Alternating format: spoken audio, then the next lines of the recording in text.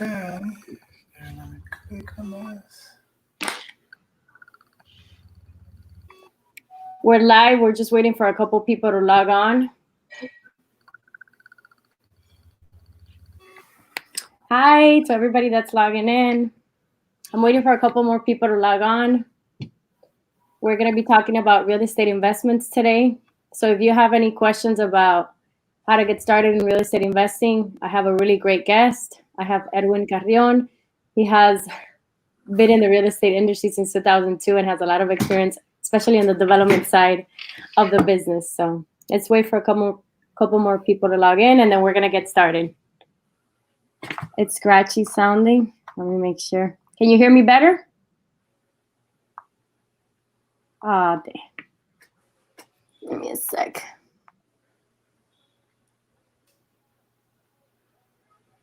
I hear you good. Yeah. Can you hear me? Yeah, I'm having, let me see. Okay. Everybody, can you let me know if you can hear me?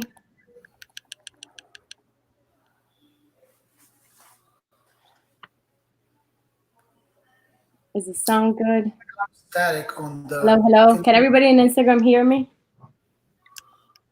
Hello? Sound difficulties. Can you hear me, Edwin? Yep. Hi. I can hear you, but there's like a static on the Instagram side. I didn't hear that.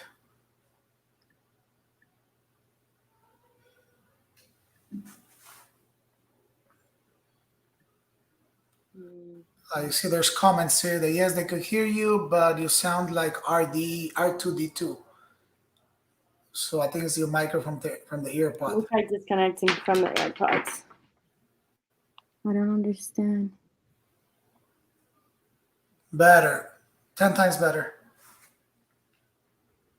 Now I could hear you perfect. Okay. Hello? Can you hear me? Hello? Now I could hear you. Awesome. Can you hear me, Edwin? Very good. Very, very good. Okay, perfect. I think it was the AirPods. I've used the AirPods before and the sound wasn't. Yes. Very good. Loud and clear. Now you can hear me? Okay. Yes. Perfect. Can everybody hear me? Sound check. Good. Okay, we were having technical difficulties for some reason. Okay, perfect. Sound good? Perfect. Okay, we're going to get ready to get started. Sorry, guys, about that. We had a little bit of sound issues. Now we're back. So let's get started. Thank you so much, guys, for tuning in to my Instagram and Facebook Live.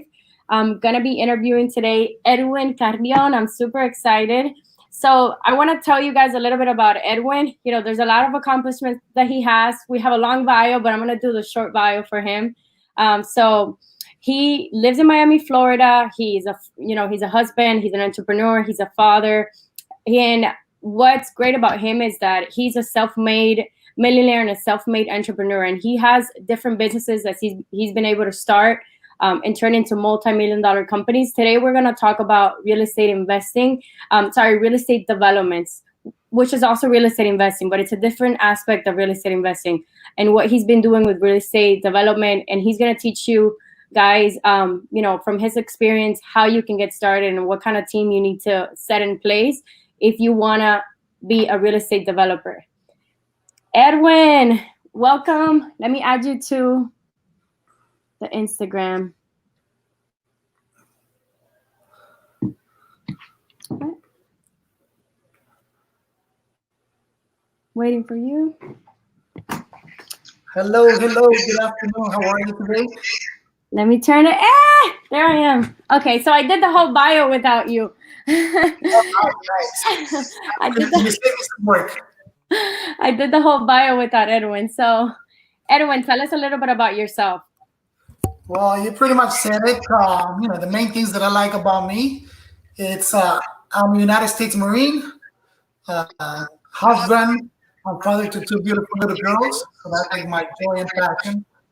Devoted follower of God. So I'm a Christian, and I I put God number one in my life, and I think all my accomplishments have been because of Him. So I'm very proud of that. Self-made millionaire, like you mentioned, I'm an investor, and lastly, I'm a mentor. So I love teaching people my secret, my proven strategies, how to become financially successful. Not only, I don't say the word millionaire because, you could be millionaire and not have any money. But I think the bottom goal, the ultimate goal of everybody is to be financially successful, be financially free, not be, not to have to worry about, making money, just, be able to live the lifestyle that you want without having to worry about money. So that's who I am in a short version. I have created several multi-million dollar companies, uh, and everything I started from scratch, bootstrap them. I know how to raise capital. My main thing is that I learned a few years back when you make the money when you sell the business. So that's been my niche for the past couple of years. Is creating multi-million dollar companies, selling them, and moving on to my next project because that's the gift God gave me, and I love doing that over and over again. And that's a gift that a lot of people wish they had. Yes. I mean, it's a learnable gift. So, which is a good thing is that if you do put in your time, this is a learnable gift. This is something you could definitely learn.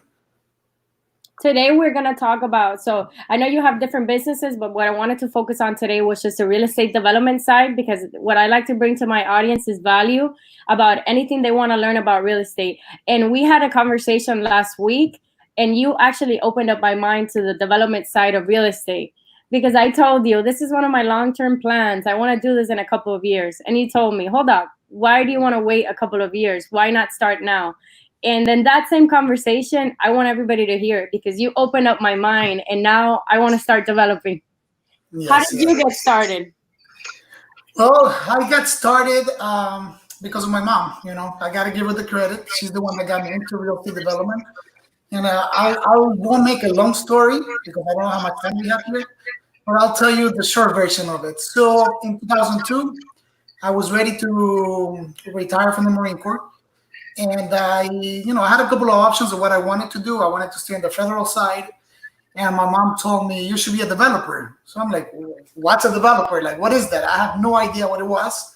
So, of course, at that time, there was no Google. It was Yahoo. So I started going on Yahoo and AOL and figuring out what a developer was. And I liked it. I definitely loved what being a developer was, which was buying land, building homes. So, and, you have a legacy there. And I use a free service called SCORE, which is Senior Core Retired Executive, to find the free mentor. And what I found there was that the mentor that I had, he was a very negative person. So he told me all the negative things that could happen with this type of business. So I'm like, why do I want to get in a business that is so negative? So, soon after that, I kind of dropped him. I didn't want to talk to him anymore. I'm like, you know what? One of my things has always been, tell me I can't do something and I'll prove you wrong. So left the Marine Corps, and that's how I started development. In 2002, I became a real estate developer. So I've been doing development for 18 years now. Nice. Awesome. And you were developing even during the financial crisis? No. During the financial crisis, when I left the Marine Corps, I started doing real estate development in 2002. One of the things that I think, one of the lessons that I learned is that you have to be the right person at the right place at the right time. And that has always followed through with me, that when I left the Marine Corps in 2002, real estate was booming, starting to boom. So when I got into the real estate development, the real estate boom, that's when it started. By the time in 2007, I started from negative 100,000. And when I say negative, because I started in debt, by the time 2007 came around, I had over $20 million in projects and equity. I made a lot of money. And in 2007, the market crashed, so I lost everything. So we went into a bad economy. During that recession, I started another company, which is a gold buying company. And that company, again, we took that company over $50 million, my business partner and I. We created a national company, created a franchise model. And in 2014, I sold that jewelry business. Nice. And around 2014, I got back into real estate development. And when I got back into real estate development, I started where I left off, which was building mansions, building $3 million homes. which is the house that you saw today. Yeah, I actually they had a day touring all of his developments, and he does amazing work. I'm a real estate agent, so I see a lot of houses, and a lot of the things that I saw in your houses are the finishes, and there's so much detail that a lot of the developers are not doing. You know, they're so stuck on finishing the project and trying to, cut their expenses that they're not adding that extra time to do the nice finishes. And that's what I saw in the house that I saw today. I mean, it was gorgeous. Another question that I wanted to ask you was based on that. Is that the only development that you usually focus on, just $1 million, or are you also doing the smaller projects? At this moment, my focus is always the bigger projects, the $3 million plus. But since, again, I'm retaking and I'm taking, and I know we spoke about my mentorship program that I have where I teach people how to become real estate developers. I don't want people to be focused saying that, I can't do development like you because all you do is those $1 million homes.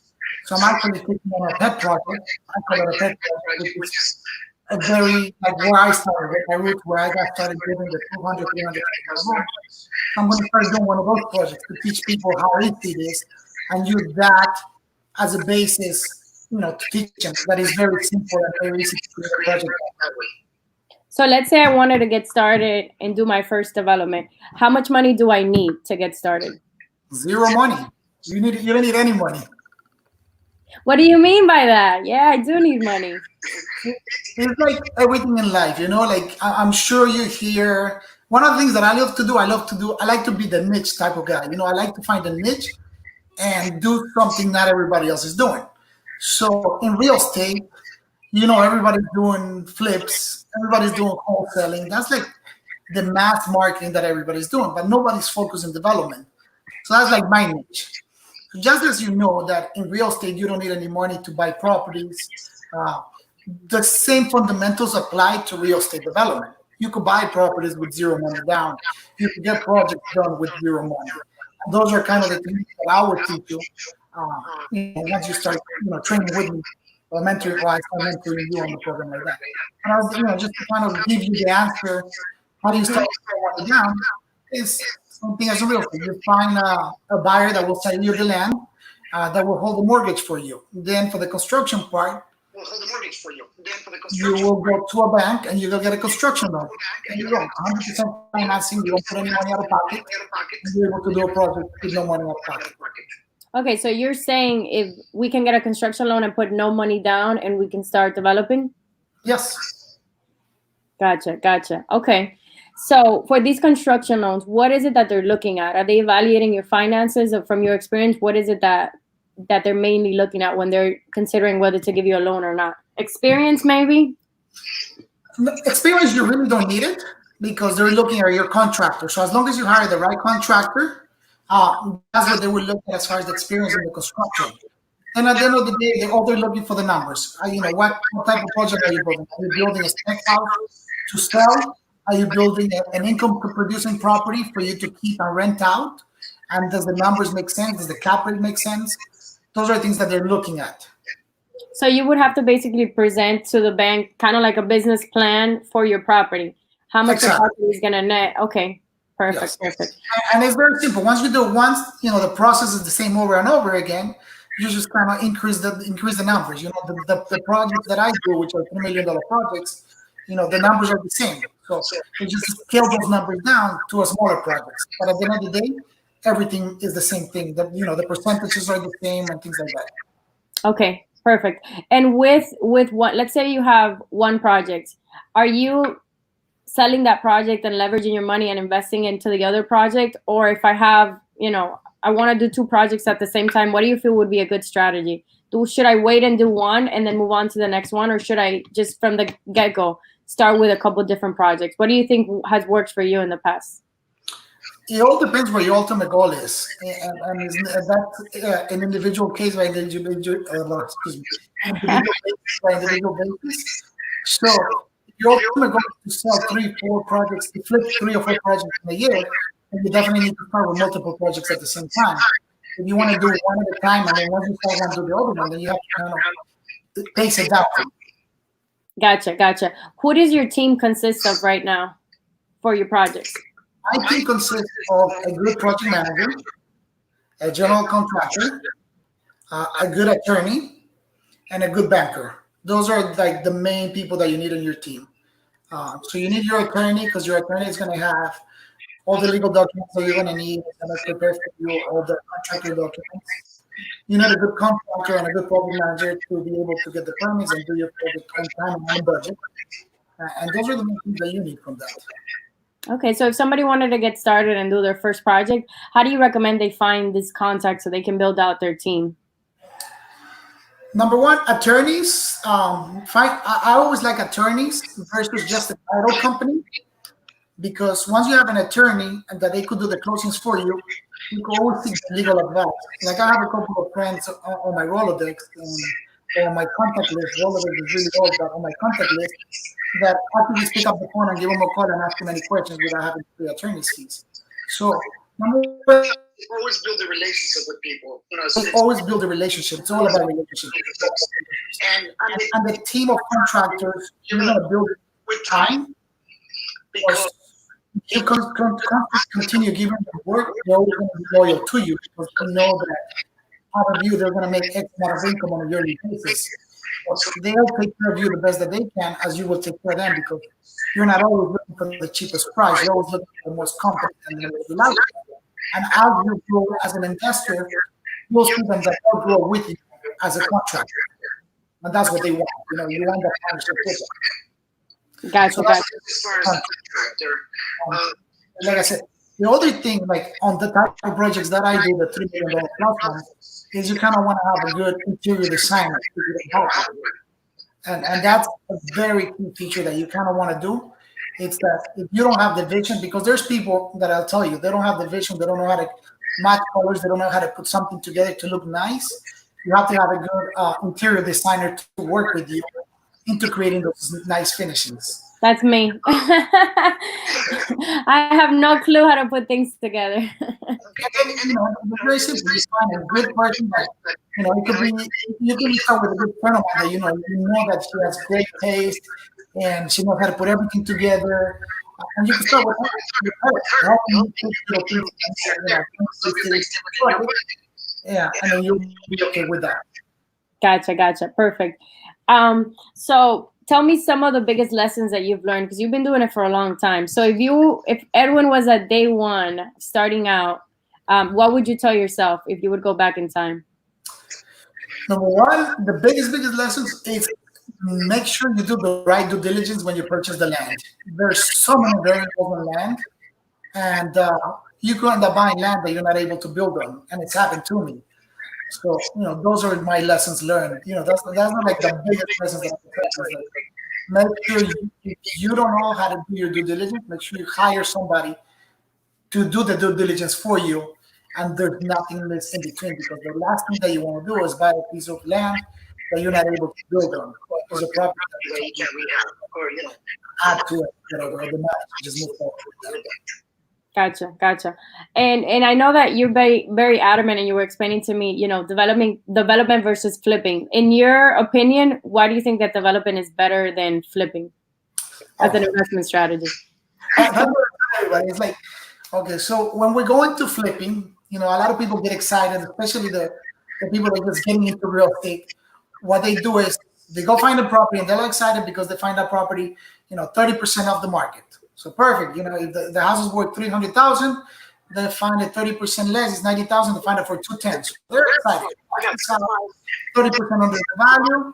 But what if they buy a crappy house? A house that needs $60,000 in repairs. So now, once you put in those $60,000 in repairs, you're at 10% under the market value. So when you put it on the market to sell that property, and you have to pay the realtor fee 6%, and you have to pay 6% of closing costs, your profit margin is only 2%, 2 to 3%. So your profit margin is very, very little.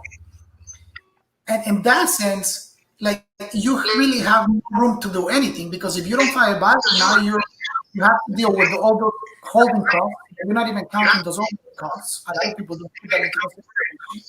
And the other thing is that you can't sell the house and you need to rent it, you're not going to get the same amount. You're not going to be cash flowing from that property. So you definitely cash flow. And the third thing that happens is that if the market changes, if we hit a recession, if the real estate market stops right away, then you just get stuck with a property that you overpaid for, and you can't do nothing about it. Now, So you feel like there's higher risk to doing a flip versus doing a development from the ground up? yes, there's definitely a higher risk.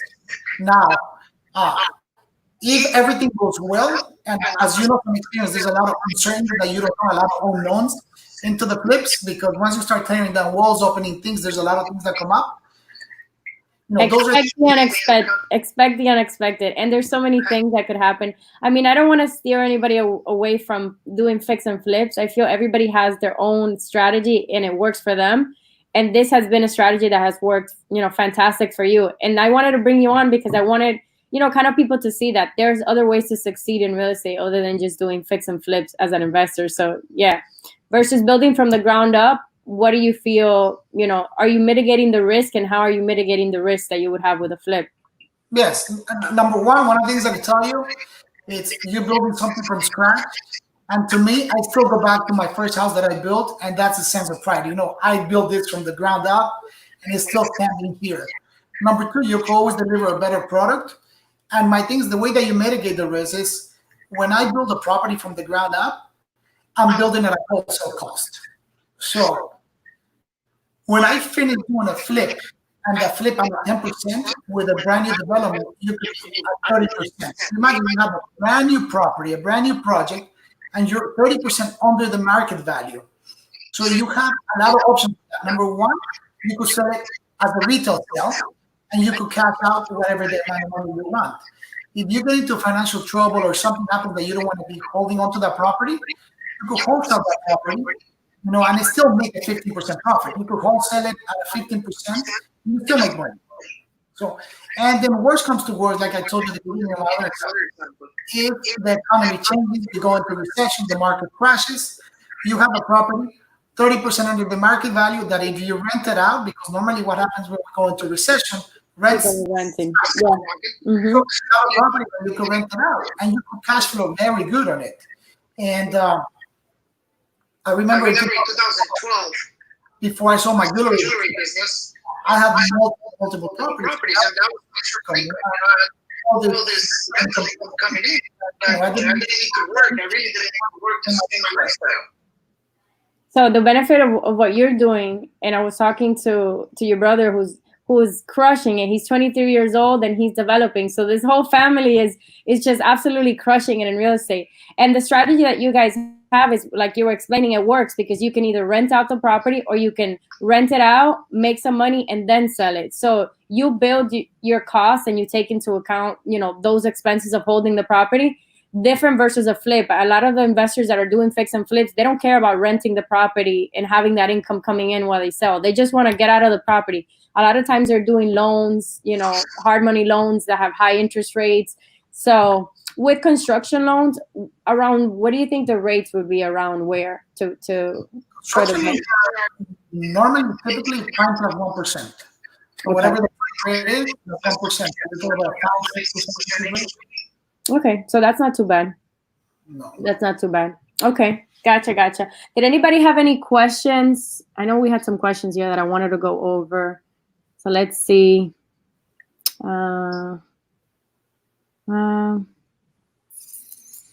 Instagram. Oh, look, thank you for your service. I was in the Army as well. Thank you for your service, Edwin. Hi, thank you for your service. Let me see. So somebody had a question about how construction loan works. So is construction loan really 100%, or is there any money that's required to be put down? How does it seems too good to be true? Is it? Yes. It's amazing. Yes, it is really 100%. Now, when you go to a bank, and I'll give you an example, and I'll throw round up numbers just to kind of do the math easily. Okay, so normally what a bank is going to lend you for the construction loan, they're going to lend you 70% loan to value. Okay, so if your property, when it's 100% complete, appraises at $100,000, all they're going to lend you is $70,000 to build up. But typically on that $100,000 property, you're only going to need $50,000 to build it. So, is it 100% financing for the construction loan? Yes. Does the bank look at 100% financing? No. They look at 70% financing. Why? Because they don't know exactly. They're not valuing exactly how much it's going to cost you to build. They're valuing how much the project is going to be at the end of the construction. Gotcha. Perfect. And those are the tricks that I will teach you, how to put the packages together for the banks. Yeah, because that's something that maybe if you're not presenting the offer correctly because you don't have the experience to the bank. Because with loans, I've found out that it's all about that. It's about presenting a package and presenting an opportunity. And if you don't know your numbers and you don't do your due diligence and you don't have experience, you might not get the loan because you might not be able to structure it to where it looks attractive to the bank. You have to sell it. Everything is sales. You have to sell it. You're going to need money. The banks, the way it works, it was funny because when I started in this business, I was very young. I started at 22 years old. When I used to walk into the banks, I was, dressed very nice, wearing a tie, a suit.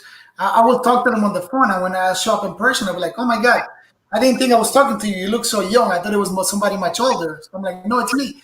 So I present. I remember my first experience when I walked into the bank. The lady that took care of me, I still remember her name. Her name is Carl Murphy from Coconut Grove Bank.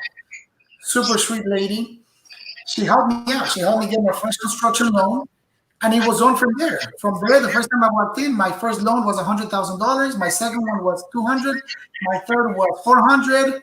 And then it kept doubling every time I kept going. And then, all of a sudden I'm walking in shorts and a t-shirt asking for a $3 million loan, and it worked. I'm like, that is that simple. It's that great. Once you have that credibility, you could just ask for the world and they give it to you.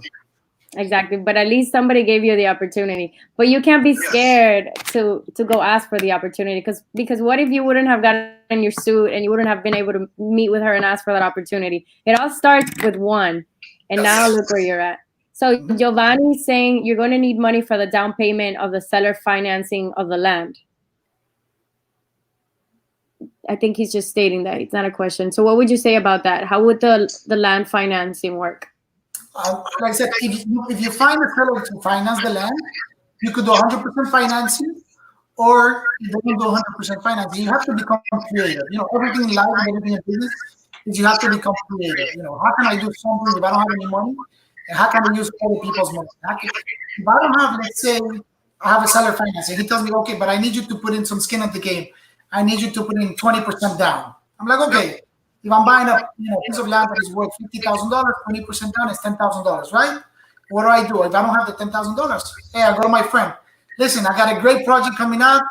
I'll let you in the project at 10%. Give me $10,000, and you're gonna make this money. That's how I get my $10,000. So I could start a project with no money out of pocket. And people don't look at it. People get so close-minded that there's so much money out there, and there's so many people that are willing to invest in you, not in the business model, but in you, that if you are a person of worth, if you're a person of values, and you have that you're surrounded, or at least somebody within your circle of influence, or a friend in your circle of influence, there will be people that are willing to invest in you.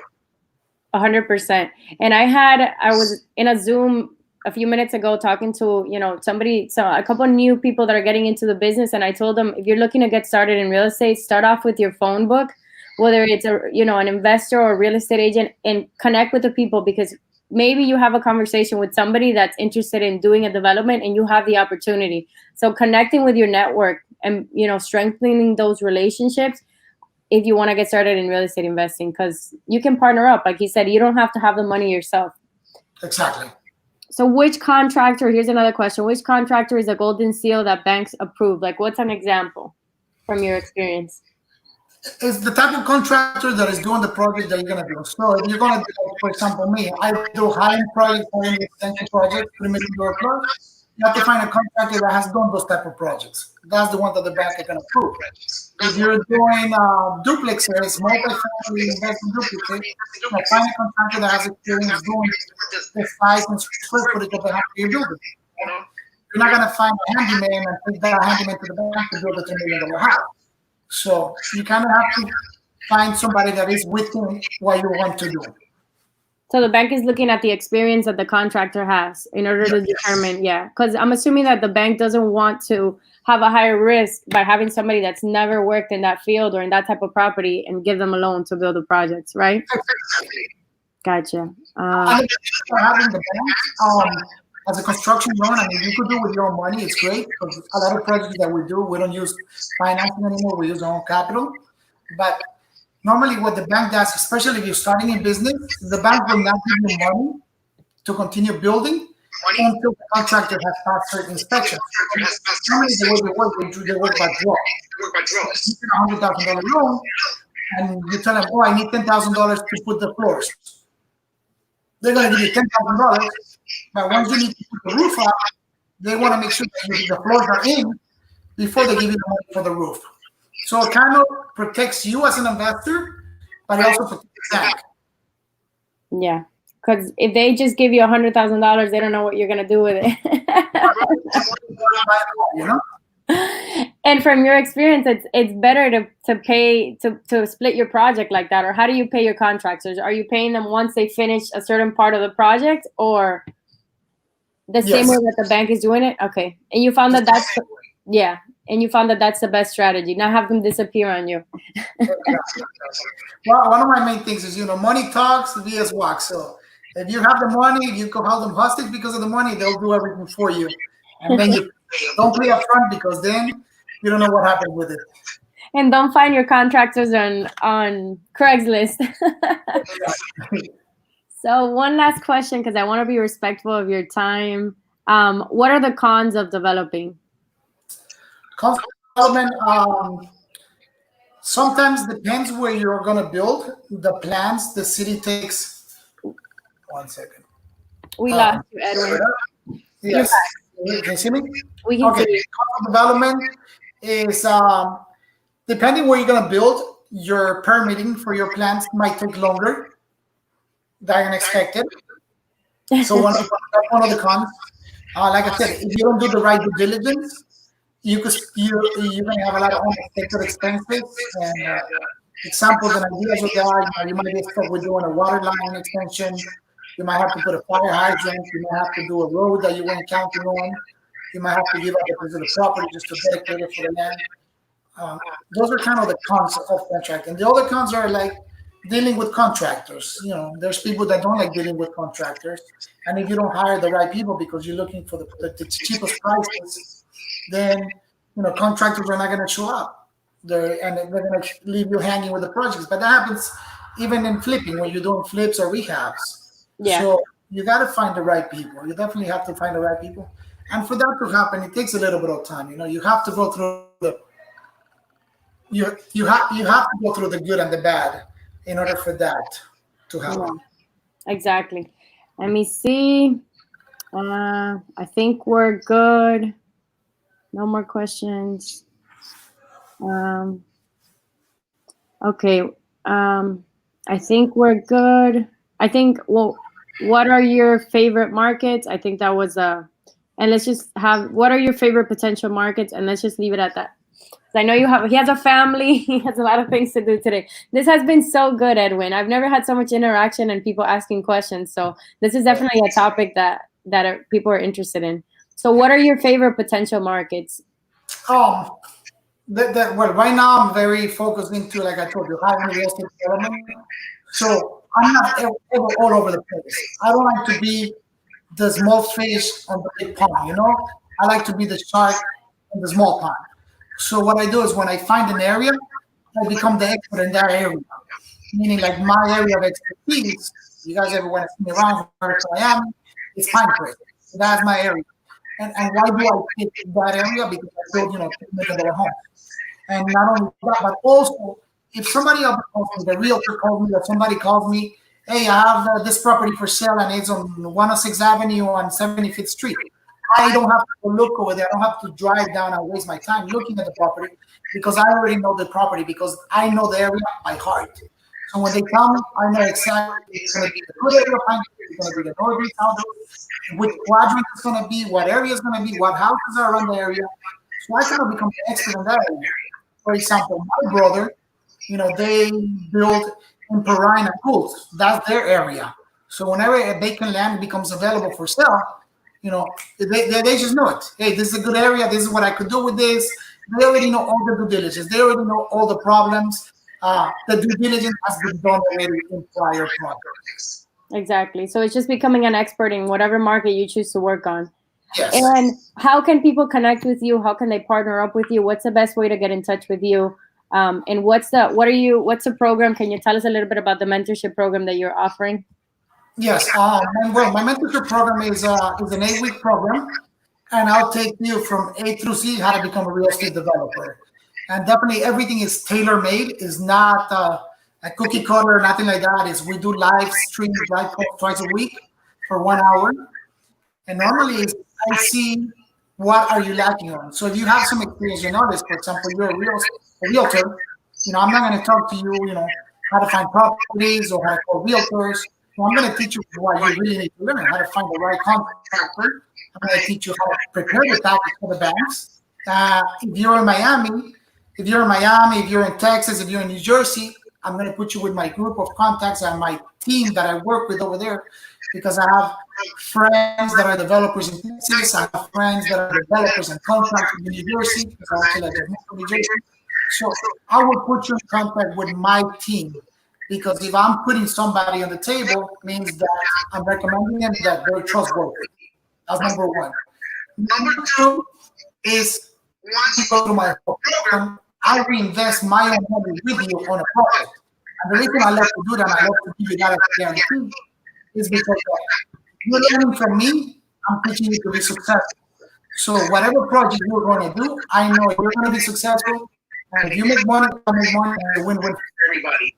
Wow. And that's huge, because not a lot of these mentors online that are teaching everybody all these things, they're asking you to pay them, but they're not willing to either invest the time or they're not willing to invest money with you. So the fact that you're doing that means that you're 100% committed to them succeeding, which is awesome. I haven't heard of any other mentors that are willing to do that. So anybody out there that's interested in and wants to get started in real estate development, my biggest advice, even from my own journey, when you get started in something that you don't know and you don't understand, there's somebody that's already been through that and has learned so much, and just having a mentor and a partner to get started is the best thing you can do, especially in real estate. When we know there's a bunch of surprises. There's so many things that could happen that trying to figure it out on your own, it's just not worth it when you have tools, available to you.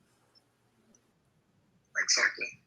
So I'm going to leave you at that. Thank you so much, Edwin. Thank you for taking the time. Connect to me. Yeah. Connect with me. My personal Instagram page is eCarrion1978. And just 1978 is the number of a year that I picked. It doesn't mean that the year I was born. I'm way younger than that.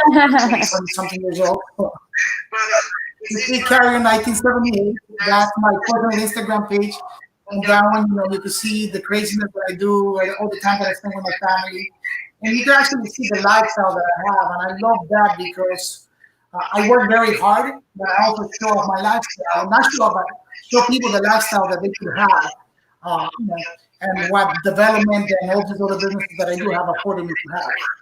You will see all the cars, the house, all these crazy things. He's living the dream with the Lambo and the Range Rover. He's living the dream.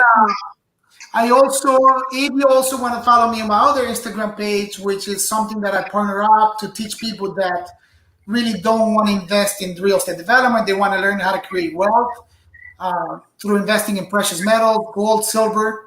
You can follow me at Millionaire Gold Buyer. So that's my other Instagram page, Millionaire Gold Buyer. So Millionaire Gold Buyer and eCarrion 1978, right? Yeah, eCarrion 1978. Okay, perfect. So thank you so much, guys, for tuning in. Thank you so much, Edwin, for your time. This was a lot of fun. And again, if you guys want to connect with him, reach out. I'm also going to post your info after we finish the video for anybody that wants to get in touch with you. Perfect. Thank you for having me. Great talking to you again.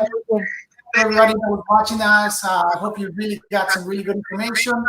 And God bless all of you, Hope to see you around. Have a great day. Take care.